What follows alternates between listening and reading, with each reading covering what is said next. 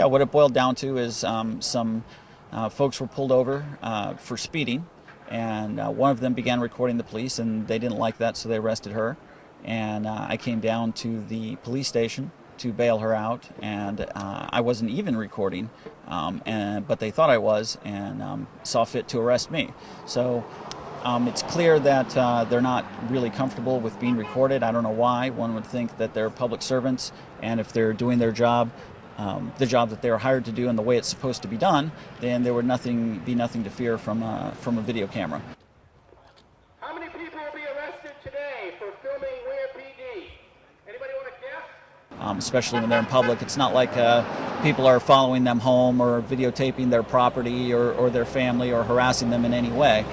This is just a matter of keeping them accountable in the public domain. Now the wiretapping bill, HB 145, do you think this is going to clear the situation up? Absolutely not. The unfortunate thing is that there are some great reps on the Criminal Justice Committee, and they worked really hard to come up with a bill that would clarify things. However, it was amended, and the amendment pretty much it definitely kills the intent of the bill, and in fact makes it even worse, because right now there are no restrictions on videotaping, only audio taping, and with the new bill plus the amendment, it actually places restrictions on videotaping that didn't exist before.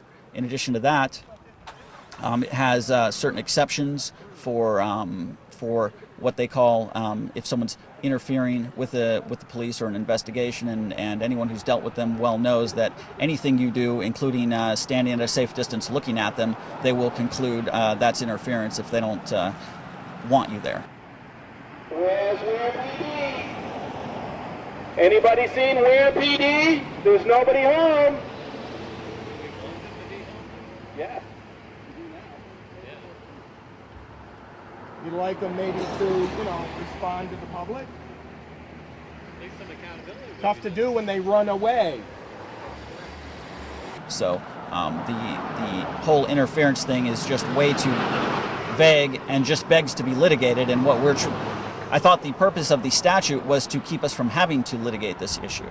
That it was supposed to be clear from the legislature what was and was not acceptable. And so I don't think it really does anything at all to clear things up. It actually also has a clause in it, I think, that says only in public property, which then means if they came onto your property, that you would not be able to videotape them on your own property. So overall, it's just, unfortunately, a bad bill as amended. Has there been any attempt to talk to the police of New Hampshire as a whole to get a written policy of how they would handle people with video cameras, like anything like that? Again, people seem to think that there's some confusion about the law. I don't really think that there is. I think the law is very clear. The law, they're intentionally misinterpreting it. They're intentionally misreading it. You cannot wiretap. You cannot eavesdrop with a video camera in public.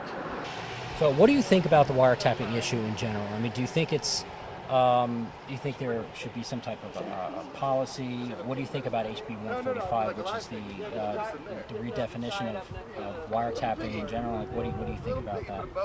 I think if somebody is going to receive a paycheck from local taxpayers, then everything that they do should be on the record, out in the open. There shouldn't be any secrets kept from these people, because they are the ones, through threat of violence, that have to pay their salaries. So transparency is very important, and government oversight. Did you have you had any problems videotaping police officers where you live? I've had difficulties in the Superior Court.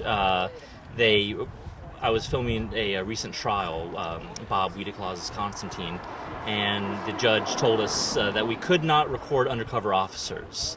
And so we actually had one of the bailiffs come to my camera and point it towards the wall. We were allowed to get to audio, but they don't want the faces of these undercover officers who work putting peaceful people in cages. They don't want their identities known. So there's that. Actually, a couple of years ago, while traveling with the Motorhome Diaries, Adamo Freeman got out of the motorhome and started filming cops that had pulled us over, and so I was there like tweeting a message about us being pulled over, and a photo got out, but I was pepper sprayed, choked, and tackled.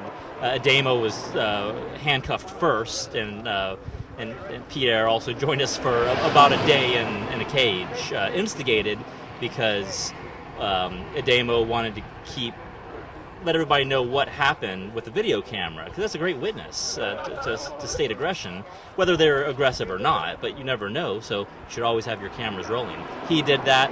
They didn't know what to do. They freaked out, physically harmed me, well, everybody. I mean, they put us in handcuffs and put us in a cage. So the government does not want to be videotaped, which makes me want to videotape even more, because, I mean, what are they hiding? I mean, there's a lot that you can just look in the newspapers of all the shady dealings that government does, but they should get used to cameras, especially here in the Shire. More of us are using that. Do you think it's all the police officers, or is it just select few, or how many officers do you think in this station is actually having a problem with videotaping? Great question. I mean, I have videotaped cops also successfully. Just having conversations with them, and some will stand there and give you the time of day, and I really appreciate that. I always try to ask people, would you like to be interviewed? Could I interview you? Would you like to, talk to me and then the broader public? Some are cool with it, and we have nice conversations. Others want to run away, especially the undercover officers. And they don't want to answer your questions, but that's not really my problem. The issue is that they need a little bit more transparency in their lives. It's an eavesdropping and wiretapping statute. Anyone who says that standing in public with a video camera is either eavesdropping or wiretapping is just loony right off the bat, okay? Because it's clearly not. In addition to that, there are exceptions for cell phones. It's specifically written into the bill. And Bill Alleman was arrested apparently for recording with a cell phone, even though the exception is specifically written in there. There is another exception which states that they must have a reasonable expectation of privacy, right? You can't record someone in a situation where they have an expectation of privacy, but you can't have an expectation of privacy when you're on the job or when you're in public.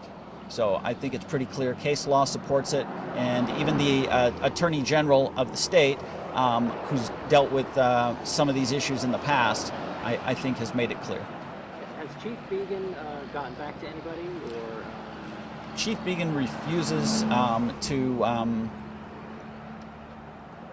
respond. I think that's what it boils down to. If he would at least come out and answer legitimate questions, I think that would go a long way towards settling this situation. And I think if he doesn't, then we have no choice but to continue trying to get some sort of answer about what's going on, and that may mean going to the city council meeting.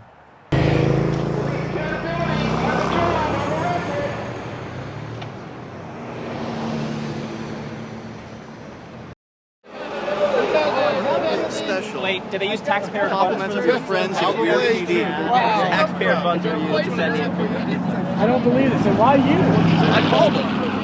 Oh, they have your name? That's their response. I didn't block my number or anything like that. They did say Ian Bernard, Ian Freeman. Yeah, they did. And I don't think you said that. Ian, how'd they get your name? I called them. Can we find out if tax dollars were used to fund this pizza? Maybe they knew we had pineapple. It could be. There you go. You make a lot in.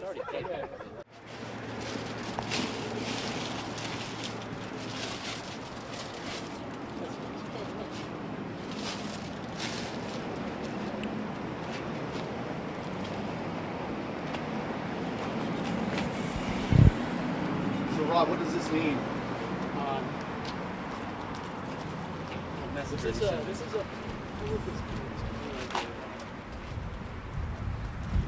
well, we are in a war, so this could be like a request for terms of peace.